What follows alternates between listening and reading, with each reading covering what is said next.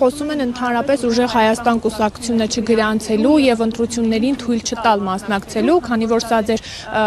քաղաքական ծրագիրն է, դուք պետք է ընտրվեք, դառնաք կառավարություն, որպեսզի կարողանաք իրականացնել այս ծրագրերը։ Դուք այս պայմաններում ինչպես եք պատկերացնում եւ ընդհանրապես այդ խոսակցությունների վերաբերյալ իշխանամերձ շրջանակներն են մասնավորապես նշում, որ ընդհանրապես պետք չէ թույլ տալ գրանցել եւ իրենք մասնակցեն ընտրություններին։ Շնորհակալություն։ Կարող են ընդհանրապես ժողովրդավարությունը չեղալ հայտարարեն եւ իրենք հավաքվեն փոքրիկ խմբակով որոշեն թե ով է լինելու կամ նույն մարդը քանի անգամ է լինելու երկրի վարչապետ։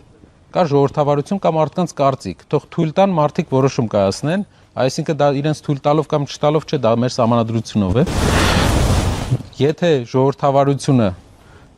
իրենց համար ինչ որ բան նշանակում է, եթե ինչ որ գոնե բազային բան նշանակում է, նրանք չեն գնա այդ քայլին, որովհետև Հայաստանի պատմության մեջ չի եղել մի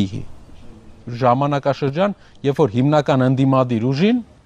թույլ չեն տվել մասնակցել ընտրություններին։ Այդ իսկ պատճառով ես տեսնում եմ, որ դա լրիվ ուրիշ ճանապարհ կբացի Հայաստանի համար, կփակի Հայաստանի համար բազմաթիվ ճանապարհներ եւ Հայաստանը կթողի նույն շրջափուլի մեջ, այսինքն մենք կմնանք 2021 թվականի շրջափուլի մեջ։ Մեր երկրին նոր առաջնորդներ են պետք, որպեսզի այս իրավիճակից ելնել։ Դուք նկատեցիք, երևի նկատում եք, որ մենք առաջարկում ենք ծրագրեր երկրի փոփոխության, մենք չենք առաջարկում ծրագրեր մարդկանց դեմքերի փոփոխության։ Եթե իրենք